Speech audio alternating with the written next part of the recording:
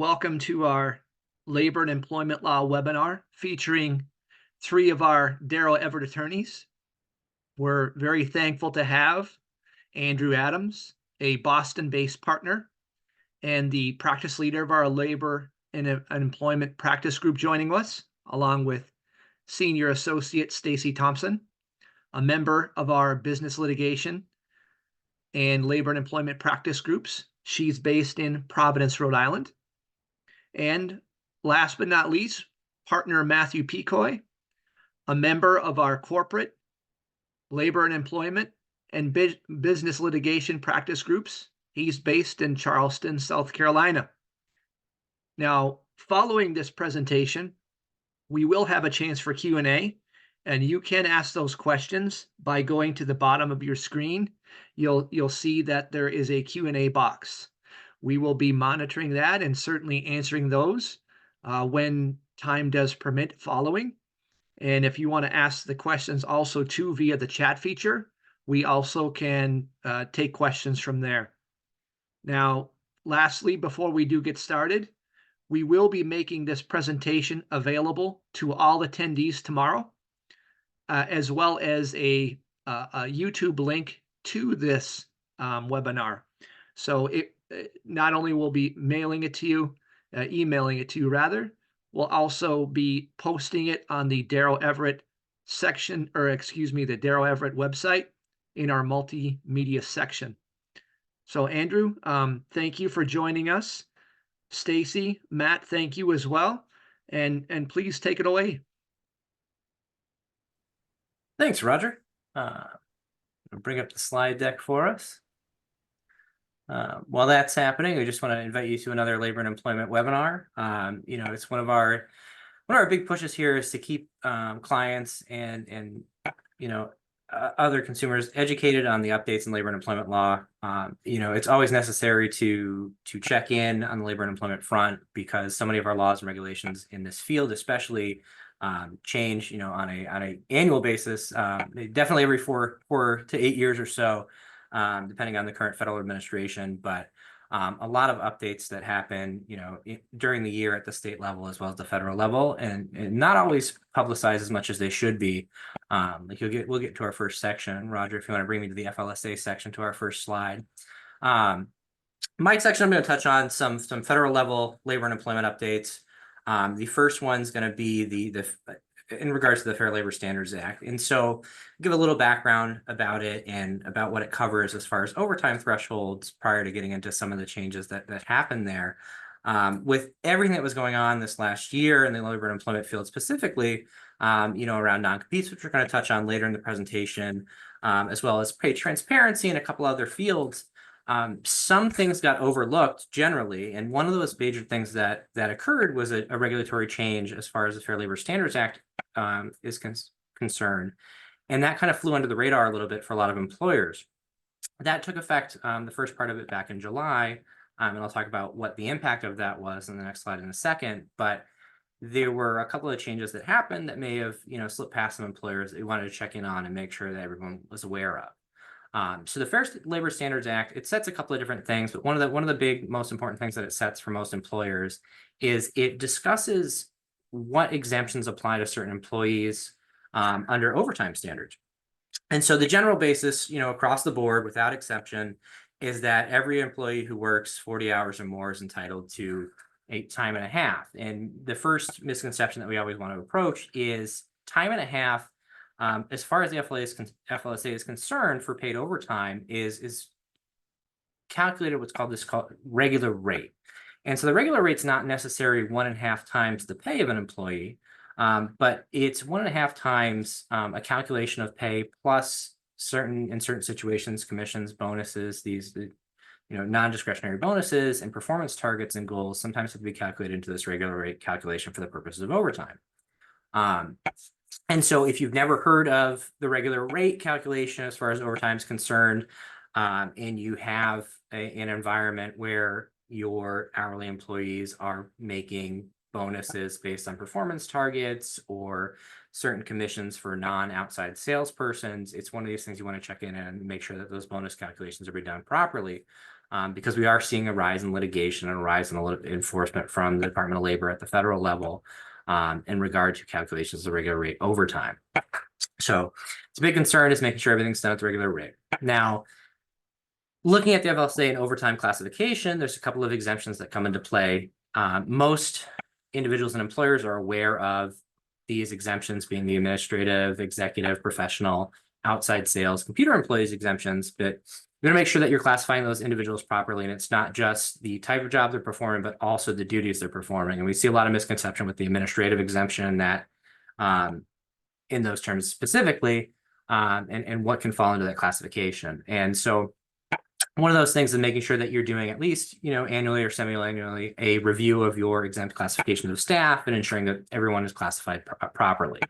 The same thing, looking at outside salespersons and making sure and ensuring that they're regularly employed away from a work site. They're not, reporting in every day to check in or being required to come and report to a singular job site. Also, post-COVID, one of the big things you want to check on is making sure your outside sales employees aren't just classified that way because they work remotely. They can be based out of home and traveling from there. That's okay. But if someone's just, working in basically an inside sales role from home, it's not really outside sales. In addition to that, Roger, can we stay on that one for a second? Sorry. And so another requirement of that is that things are paid on a salary basis generally. The salary thresholds that we're going to talk about in a second. There are some exemptions, like I said, outside sales where it can be commission-based compensation, certain retail sales positions, not all inside sales. Another classification we see misclassified sometimes as well. But one of the big thresholds here is that there's generally required to be paid on a salary basis to be exempt from overtime. And what that means is that, aside from the salary, there's a real limitation on what deductions can be deducted from a salary-based worker. So you're looking at things like those partial day absences, not availability of work on the company side. You can't deduct from that salary for that, or you can lose the exemption. Certain protections in place like that we add in for safe harbor provisions, we add into handbooks and things like that when you're doing your handbook review as well. All right, Roger, we'll take it to the next one now. So one of the major things that happened on the wage and hour landscape in the last year was the Department of Labor came back and we revised some FLSA standards and these thresholds. So in 2004, it was the last big raise before the most recent one was, the threshold was raised to $455 per week. In 2016, the administration tried to raise it in that interim period and it went back and forth a little bit. Ended up by 2019 coming into place at $684 a week. And this is the first time it's been raised since then. With big news in 2019, which kind of got overshadowed by a couple other things that happened, but it settled in there nationwide and became available in the mainstream media. What we haven't seen too much is coverage on the recent updates that took effect July 1st, 2024, and that was a raise up to $844 per week or $43,888 annually. That's already in place now. So if you have some professionals who aren't making that threshold currently and they're classified as exempt employees, it's something you need to take a look at and rectify immediately. The next phase of it comes into play January, so it's coming up shortly, and that raises another threshold up to $1,128 per week or $58,656 annually. So the thing to know about that is that, moving forward, it's going to have a built-in assessment tool as well. So they'll look at the national data that's been collected in statistics, Bureau of Labor Standards or statistics, and what they're going to do is then adjust that every 3 years if it looks like median income has shifted as well. So after January 1st of next year, the next one you're going to see is July 1st, 2027, if there's an increase in that median statistic. So it's something to keep an eye out for moving forward. It's definitely something to address now if you're not meeting those thresholds. And to think about whether or not you're going to reclassify employees as overtime eligible, or you're going to give those raises. The other piece of it, and this ties into something later on as well, is highly compensated employees. That threshold has been raised up to $132,000, then it will shift again to $151,000, which is a threshold that was also used in non-competes for executive level compensation as well. So a couple of numbers to keep an eye on. And that'll take us over to our next slide, Roger, for some labor updates. And it wouldn't be labor and employment if we didn't talk a little bit about labor. The biggest thing to know, most important thing to know about any kind of NLRB updates is that no matter whether or not you're covered by a collective bargaining agreement, a CBA, as we generally call it, whether or not your workforce is unionized or your non-unionized workplace, the NLRB has extended those protections of the NLRA outside of your unionized workplace. So even if you're non-union, completely non-union shop, no one's petitioning, there's no vote coming up, there's no involvement whatsoever, the NLRB is still going to cover you as far as their enforcement arm is concerned. So the NLRA still applies, and you need to stay up to date on labor developments. Not, everything might not apply, voting standards, things like that, but their standards as far as enforcement in workplaces are going to apply to unionized and non-unionized workplaces. And they will bring unfair labor practice charges, and they will litigate those, even in non-unionized workplaces. So the big thing here is that the NLRB, similar to other agencies at the federal level, shifts depending on the current administration's goals and standards that they're putting in place. So right now, it's a very union-friendly environment. There's been a lot of employee shifts in the last couple of years as far as enforcement, as far as rights and protections go. Some major ones that we want to talk about are Stericycle, which changed the standard for employee handbooks and employer rules. This has bounced back and forth over the last 20 years. It's called the Lutheran standard back in the early 2000s, was similar to what we have now at Stericycle. And in between that, we had Boeing during the Republican administrations that shifted back, handbook control more over to employers. But the current standard in place right now is Stericycle. And what it does is it's shifted interpretation of rules to more to the employee favor. So when you're looking at employee workplace rules, if they have a reasonable tendency to chill employees from exercising their rights, so rights to discuss wages, workplace conditions, things of that nature, then that rule and that employee handbook policy is going to be considered an unfair labor practice on part of the employer. So you can challenge this back, but you need a legitimate and substantial business interest that you're unable to advance with a more narrowly tailored rule. So what this means generally is, in the last year or so, most employers that have been plugged into the labor side of things have updated their handbooks, have reviewed any policies that talk about workplace communications, workers talking about hours, grievances about, workplace conditions, the physical plant, things of that nature, as well as ensuring that there is nothing that prohibits employees from talking about their wages with each other. When we're talking about employees covered here, we're not talking about, higher level management or supervisory employees that may be exempt from this, but your standard line staff and anyone below a management role that would be covered by the NLRA generally. So it's very important to review handbook standards and policies to ensure that your rules are in place, that they've been narrowly tailored and they're not impeding on this speech from an employee viewpoint. Additionally, some other coverages that happened, there was a changeover in non-disparagement language. When you're looking at those covered employees and you have non-disparagement language, whether that be in your confidentiality and non-disclosure agreements, separation agreements, employee agreements, or anything of that nature, the standard for that has changed. And currently now only language that can be included in there is things that are knowingly, maliciously untrue, can be covered by a non-disparagement clause. And maliciously untrue, while it may seem vague, is the NLRB's term that they want input into these agreements as far as coverage goes. So you have to make sure that you have the non-disparagement agreements in place now, that there's revisions made to those moving forward, and even amendments if possible on prior agreements. So last piece is restrictive covenants. And Joe Morey, that's the case in the NLRB, unfair labor practice charges. And we're talking about restrictive covenants being non-solicitation clauses and non-compete clauses for NLRA covered employees. The NLRB takes the stance that it's an unfair labor practice to engage in coverage of those employees' non-competes and overly restrictive non-solicitation agreements that may chill employee speech about work conditions and salary and wages.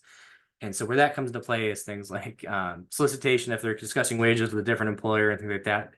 They see an overreaching non-solicitation clause as impeding the communication between employees at a different company and the current company about wages and salary, impeding them from shifting jobs and things of that nature. So if you're using these kind of agreements and restrictive covenants with, staff that would be outside of a management role, whether or not they're covered, maybe you have intellectual property interests you want to protect and you have some of those places in place, it's a good time to review them if you haven't reviewed them in the last year or so. and ensure that the language is up to date and in compliance with the most recent regulations. And that takes us into labor. I'm going to shift over to Stacy, who's going to bring us up to date on some wage and hour law. Thank you, Andrew. Good afternoon, everybody. My name is Stacy Thomsen. I am a litigator in the business and also labor and employment group here at Darrow Everett.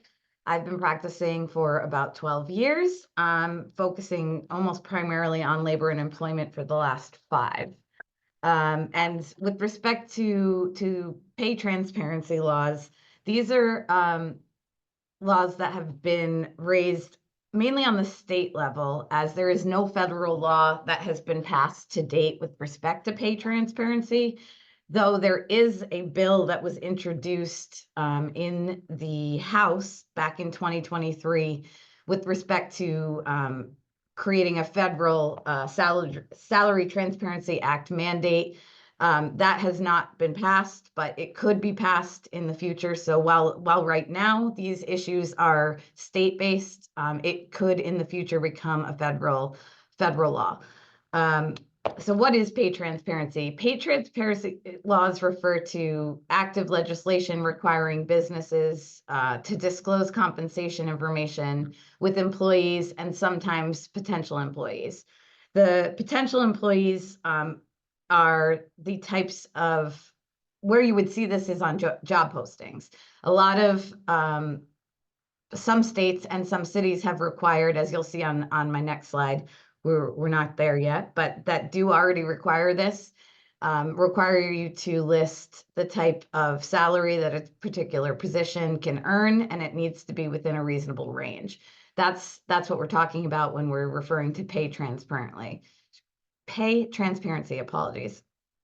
And while pay transparency can often only applies to salaries, it can also, especially internally, apply to compensation more broadly, which can include bonuses, stock options, commission structures, and any other compensation that is related to a specific job or job role. And it's important to make sure that you are aware of what types of compensation are required to be disclosed to your employees based on the state. Because like I said, it is not just about the advertisements for a position. It also involves internal promotions and what pay scale is involved in all of the positions at your business. Next slide, please, Roger. And currently, there are a handful of states and cities that currently have these types of laws on the books. California, Colorado, Connecticut, Hawaii, Maryland, Nevada, and Rhode Island, where I am, have pay transparency laws on the books for all employers, regardless of the number of employees. And there are specific cities, mainly New York, Westchester County, New York, Jersey City, New Jersey. So, you know, the New York City area, and then upstate New York and Ithaca, Cincinnati, Ohio, and Toledo, Ohio also have these laws already on the books. So if your business operates in any of these states or cities, you are already subject to pay transparency laws and should be following them. If you're not, please reach out to us or any attorney who could potentially walk you through these. It's important that you're following them as each state passes laws, and it'll especially be important if the federal law gets passed down the road. But as far as what's coming up this year and what is the states that have been added to this list this year, Roger, next slide, please. Those include Massachusetts, which on July 31st of this year, Governor Healy signed a new wage equity bill into law, which will take effect on July 31st of 2025. So Massachusetts employers need to prepare for this and get everything in order between now and July 31st of next year to make sure that you are complying with the new law, which includes disclosing salary ranges and job postings, providing pay range information for promotions, transfers, or new roles, and then also providing pay range details with current employees upon request.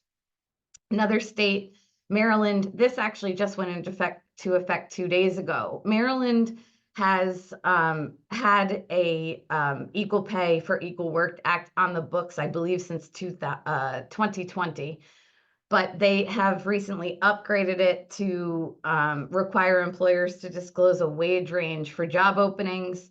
And they also are now requiring employers to submit compliance certificates to the state.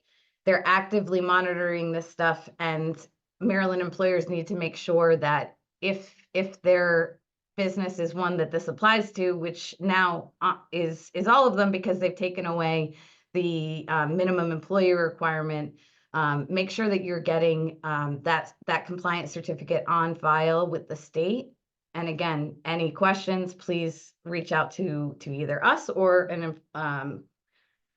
another employer who could help you with this. And next slide, please, Roger. Then Minnesota also passed a law in 2024, which goes into effect in January of 2025. This is only for employers with 30 or more employees.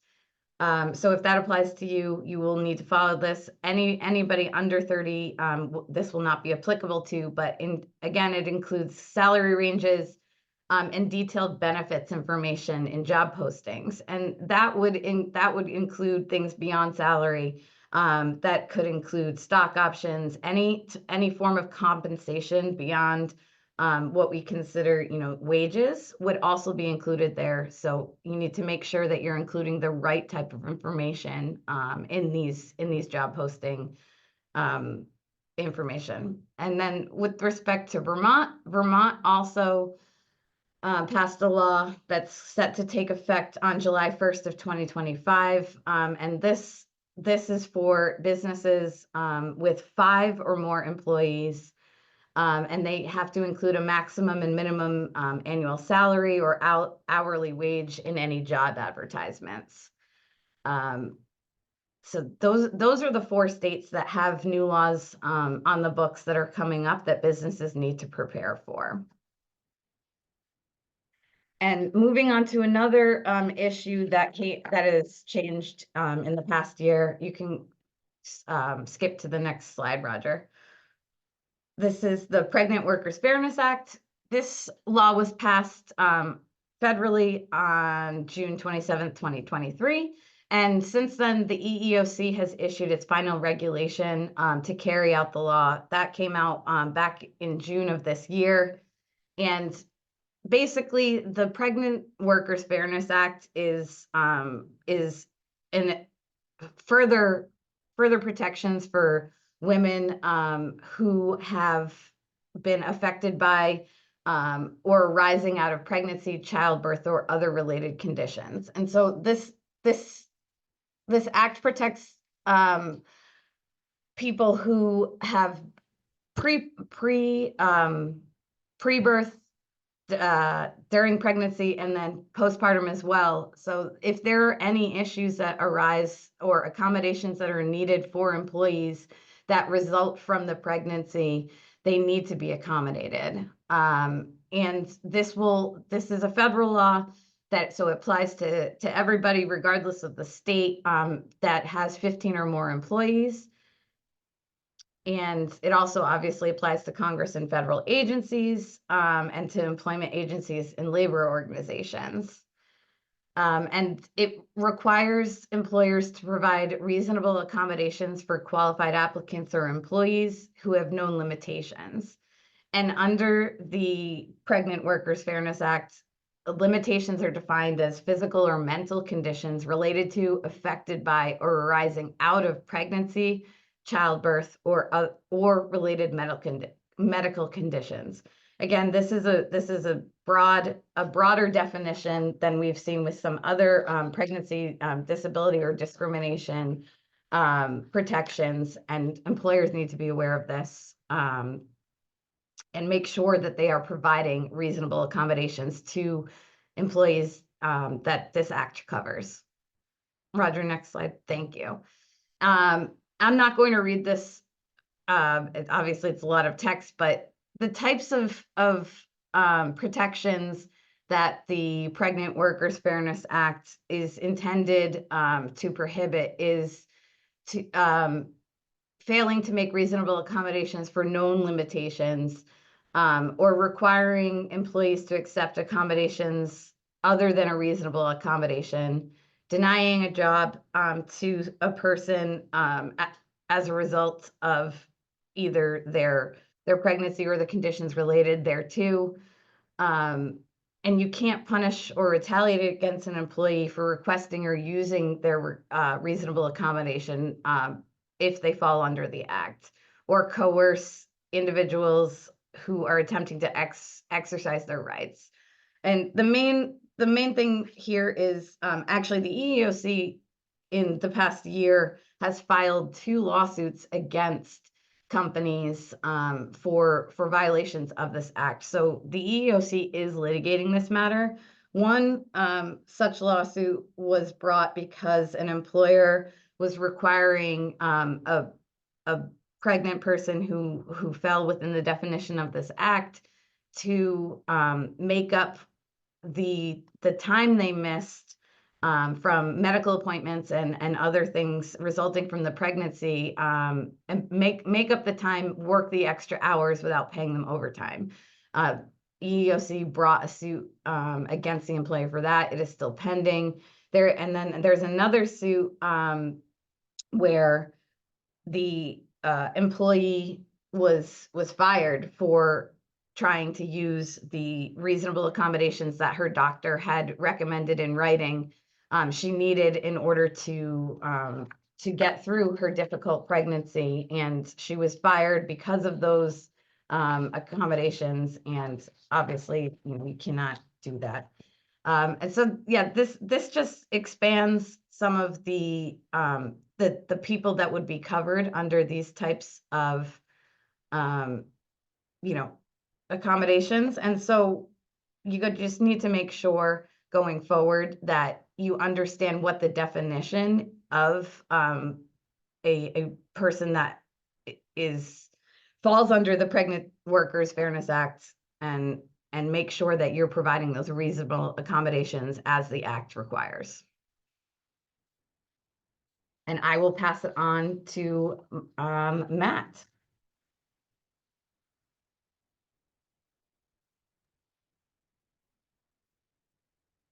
Thank you very much, Stacy. Let me get my camera going. Stacy and Andrew. All right, so purpose of my discussion is to talk about the Federal Trade Commission's final rule that was issued on April 23rd, 2024. And that is largely in flux. The certainty of whether or not it's going to be enforced is unknown at this time for reasons that I'll talk about. Before I begin, my name is Matt Pecoy, and I'm a partner in Daryl Everett's corporate and private equity practice group, as well as the business litigation practice group. I litigated exclusively for the first 10 years and then pivoted my practice to a transactional role.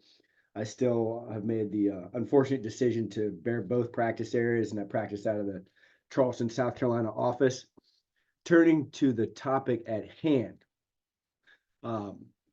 much to the dismay of employers and to the cheer of employees, April 23rd, 2024, I'm sure everyone in the room heard about the FTC's final rule related to non-competes. And the rule itself is a drastic difference from the initial rule that was proposed back around May of 2023, but it still has a lot of potential teeth. And I say the word potential because, as you see, the rule came out in the spring, and it had a proposed effective date of, I believe it's September 4th of this year.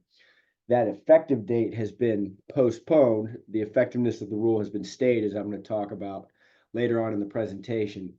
So I think it's important to start with just identifying the broad strokes of this rule And then we'll delve into its potential again, and I'll use the word potential a lot because it hasn't gone into effect yet, impact on mergers and acquisitions.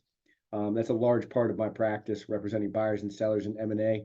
And I get the pleasure of collaborating with both Stacy and Andrew and other colleagues in our employment and various other practice groups here. So what the rule does in and of itself is it says it upends longstanding tradition in the United States, whereas we have been able to restrict employees' ability to compete against a former employer, an independent contractor's ability to compete against its former entity or person that hired him, and even unpaid workers' ability to go out into the market and contest and compete against its former employer. That all got turned upside down with this ruling, will be turned upside down by this potential ruling, which says that employers prospectively will no longer be able to impose non-competes on their workers. And it's important to note that with this ruling, we have some important distinctions. Number one being the retroactive application of it also would invalidate those non-competes that were in effect prior to September 4th, originally as planned, or following September 4th, based on a certain notice requirement, meaning that if your non-compete was entered into before the effective date, that date is of course now unknown, then what would happen is they would become invalidated underneath this rule if it's upheld, and the employer would have to give the employee notice that, hey, that non-compete that you signed, it will no longer be in effect as of this date. That's the first big brushstroke that completely changed the atmosphere regarding restrictive covenants inclusion of a non-compete provision that has been upheld for years past. The definition is very broad and expansive as well. It's not just direct non-compete provisions that will be prohibited underneath the non-compete rule.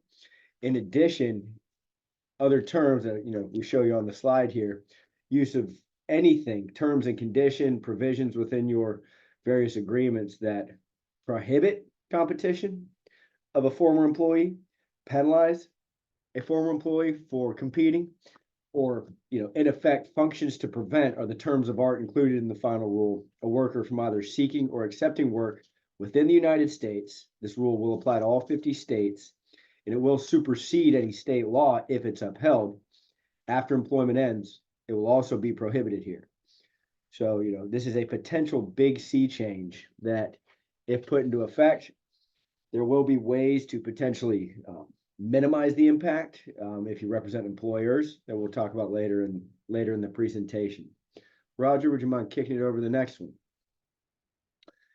With this big broad stroke upending, what's been widely upheld, there are a few limited exemptions identified within the final rule. The top one is if you have a non-compete between the company and a senior executive that's in existence as of the effective date, that could be upheld, meaning it could be enforceable. It would be exempt from the prohibition of the use of non-competes moving forward. That's the first sort of exemption here. The second exemption is related to non-competes associated with the sale of a business. And that sale of a business exemption is also one that, we'll dive into in a specific one that's the content and the topic of this discussion. And then also non-competes in the franchisor-franchisee world. That's a maybe.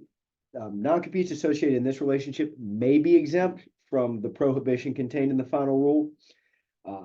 The rule itself did not explicitly identify non-competes in the franchisor-franchisee world as a categorical exemption, but it did make some distinguishing footnotes there that it will be analyzed on a case-by-case basis, depending on the scene and the scenario. So, there's a couple things in flux with this, and with that, Roger, if you wouldn't mind going to the next slide, please. I'm just grabbing the laptop. Now, moving forward, turning towards the sale of a business exemption, there are some specifics to this where just because you have a non-compete associated with a merger and acquisition transaction does not automatically make the non-compete that you generally would utilize if you're representing the buy side to handcuff the seller post-closing, enforceable. The first thing that would be addressed should this final rule be upheld is whether or not that transaction itself was arm's length. It must be a sale, between two independent parties in order for the FTC's non-compete prohibition to not apply underneath the sale of a business exemption. That's the first thing to bear in mind. Secondly, the seller must have had a reasonable opportunity to negotiate that non-compete within the transaction. So, one potential gray area here could potentially be if the buyer is represented by counsel, seller goes, cheap, wants to retain, as much sale proceeds as possible, whether or not that would be considered a reasonable opportunity to negotiate. That's an open-ended question underneath the proposed final rule, or excuse me, the approved final rule as published by the FTC. Again, harkening back to the expansive language used here, creative structuring of an M&A transaction. Also, you need to be very careful, is that could potentially invalidate this exemption as well. And furthermore, underneath the bona fide sale requirement, counsel for buy side and sell side should also be aware that this exemption from the prohibition of the use of non-competes, it includes both primary transaction types, be that asset purchase or stock sale, mandatory redemption, or repurchase rights. If you go to the next slide, Roger. Or excuse me, if you could cut back real quick. Let me correct myself. Certain non-competes related to repurchase rights or mandatory stock redemption programs, they're specifically excluded from this exemption. So any non-compete that's tagged along with repurchase rights or mandatory stock redemption programs, that's going to be invalidated if this rule is upheld. Thank you, Roger. Moving to the next slide, please, sir. Now, with any law, there's uncertainties, there's some gray areas that, the practitioner should be aware of, things that have been unanswered and will be unanswered should the law be upheld. First of which would be the rule itself. The language doesn't specifically define what types of ownership interests need to be sold for the exemption to apply. If you have different classes, would the exemption apply to a non-compete? Would that non-compete be upheld if it's associated with the sale of Class A interests, Class B interests? Does the type of ownership have to have voting rights, non-voting rights? These are all things that, should the FTC rule withstand these initial core challenges regarding its enforceability as a whole, further litigation is unequivocally going to bubble up regarding the interpretation and application of the rule to specific fact patterns, specific deal points, etc. Second uncertainty with the sale of a business exemption to the FTC's final rule would be, what about those restrictive covenant agreements contained in an operating agreement executed by a seller and the surviving company post-sale? Is that restrictive covenant going to be kicked out as the overall language of the non-compete and the intent of the final rule proposes to do? Or is this exemption going to knock it out, and such non-competes will need to kick rocks, they'll be unenforceable, and individuals looking to draft such protectionary agreements or provisions with the seller post-closing within the operating agreement are going to need to get more creative in certain select areas that I'm going to talk about at the end of this presentation. Another area of concern and area of uncertainty is going to be those non-competes related to the equity grants or profit share agreements. Those two types of transactions are not specifically named within the FTC's rule, or is it included in the commentary or the notes to the rule? So this is another open-ended question, whether or not a non-compete tied to the equity grant or profit share agreement would be invalidated should this rule be upheld, or whether or not it'll qualify for the sale of a business exemption. And as you can see, the exemption itself is entitled sale of a business. Well, equity grants or profit shares, that's not the sale of a business. So who knows what the FTC had intended? Furthermore, who knows how the courts will interpret it at this time? In addition, another consideration regarding whether or not a non-compete associated with a seller, binding a seller post-closing an M&A transaction is going to be enforceable and subject to this exemption or excluded underneath the overarching final rule is also couched with uncertainty. Roger, if you don't mind going to the next slide, please, Captain. Now, those are specific uncertainties with the sale exemption. The next area of, well, what did they intend and what are the courts going to do that we're getting more certainty on is within hours of the final rule itself being promulgated, we had a Texas tax service rush into court in the matter of Ryan LLC versus the Federal Trade Commission. And in this case, let's see here. It started with July 5th. The Texas Federal Court initially granted a preliminary injunction in this case, prohibiting the FTC from enforcing any of its rulings on the grounds that they violated the APA because the FTC exceeded its statutory authority. That was the initial reasoning of that Texas Federal Court to issue the preliminary injunction. Then, on July 3rd, it granted a second preliminary injunction enjoining the FTC from enforcing the rule specifically against the moving party plaintiffs. Then on your venerable speaker's birthday, August 20th of 2024, the court itself granted plaintiff's motion for summary judgment altogether, and it set aside the rule. The court concluded specifically that the FTC lacked the statutory authority to promulgate the rule itself. The court found that the rule is arbitrary and capricious and a violation of the APA, and it further held that the FTC's promulgation of the rule was an unlawful agency action. As a result of this Texas court nationwide, the FTC is now blocked from enforcing the rule altogether.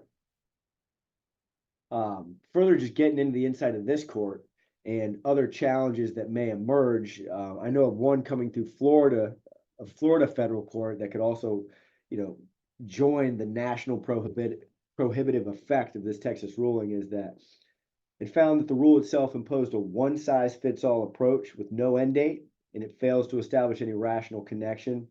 Lastly, this court concluded that the rule was based on inconsistent and flawed evidence.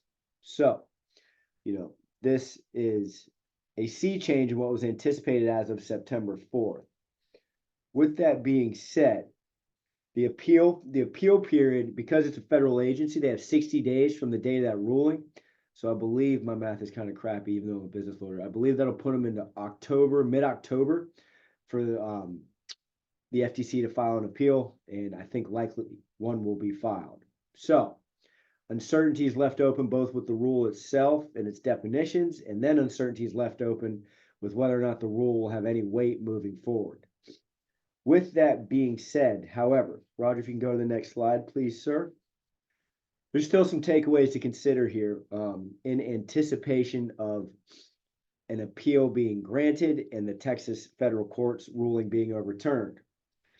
Number one, employers should consider putting attention on enhancing other provisions in their current non-competitive or restrictive covenant agreements, or drafting completely new agreements related to the categories listed on the slide: non-solicitation, non-disclosure, confidentiality, and trade secrets. These are all areas that, if upheld, we're either going to see a completely different market for various agreements related to M&A transactions. What was once all included within a non-competition and confidentiality agreement could just become a confidentiality agreement. It could become a confidentiality non-solicitation agreement, or if the rule is upheld, the status quo regarding what mechanical contracts are used to protect a buyer post-sale from a seller poaching the secret sauce that he just sold could remain the same. One thing to remember, though, is the final rule specifically used an expansive definition of language that prohibits conduct, and it's not just prohibits, it's penalizes the employer, the employee, and or otherwise directly prevents. So it's not just prohibit, otherwise directly penalizes. These are all things that the careful drafter should be mindful of. Being cute may still not work. Moving to the next slide, please, Roger. Furthermore, from a buy-sell side perspective, in the event the FTC's rule is upheld through this appeal process, and I'd put money on the fact that whatever happens at the Fifth Circuit, it's going to go up to the High Court, the Supreme Court. Number one, as kind of the theme parlays from the last slide to this one, you want to require sellers to obtain confidentiality and trade secret agreements pre-closing. Where we used to lock in key people with the expansive non-compete and restrictive covenants agreement, now we may want to focus on more limited confidentiality and trade secret agreements. You'll want to enhance diligence pre-closing on terminated employees, see what kind of protectionary measures were put into place prior to consummating the transaction. You want to require the seller to enhance the duties of care, loyalty, and others to applicable executives pre-closing. We also may want to beef up our non-solicitation provisions. And then lastly, on the executive exemption, any executive non-competition agreement entered into prior to the effective date is still going to be upheld. So you don't want to push those agreements on key executives before it goes out. And I'm all out of time. Thank you for listening to myself and my colleagues.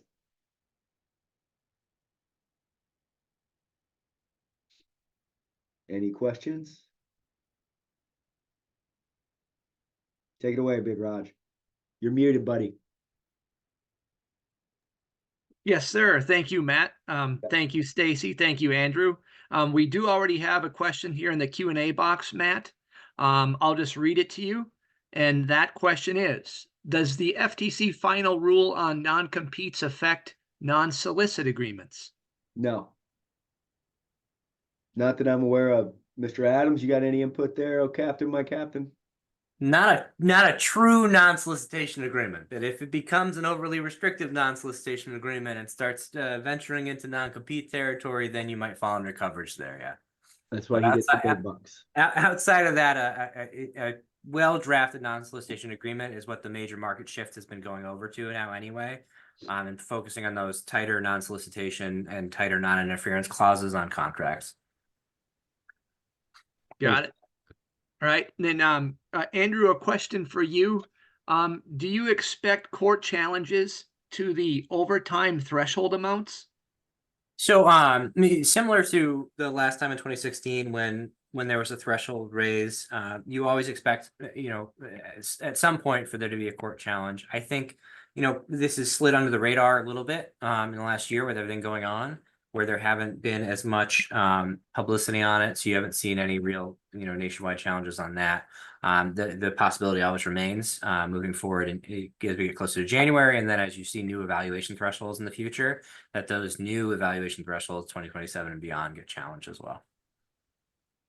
Got it. Okay. And then, Stacy, I know, the question for you becomes, with all these state transparency laws being so state specific, can you just explain to maybe a couple of this, knowing that we have Massachusetts and, Rhode Island in our state, state's footprint in which where we have our offices, can you tell how those laws, the pay transparency laws will be enforced in Massachusetts and in Rhode Island?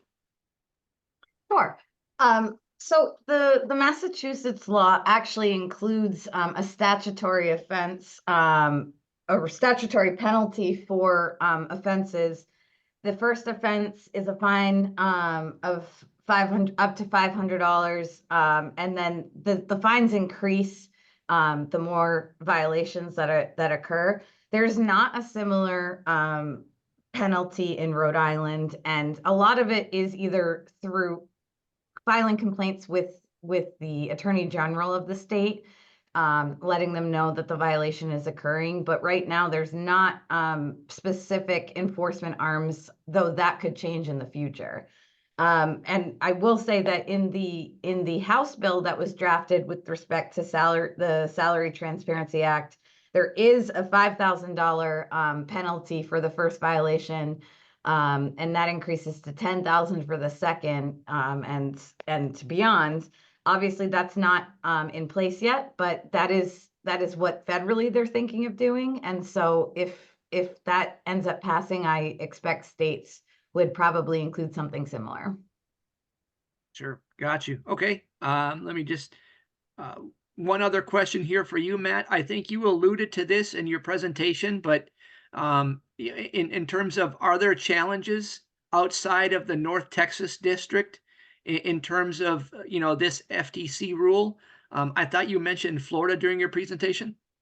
Yeah, so I believe there's another challenge moving through the Florida courts. Now, whether or not that'll still proceed just on the grounds of mootness from the appellate court, that's unknown, or otherwise I'll be happy to check back in on that. But I know that there was kind of the Texas Northern District Court got filed literally within hours of publication of the final rule. So that one is the one that set precedent.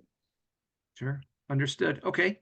Well, very good. As we wrap up here, everyone, I know we're just a little bit past our 12:45 time.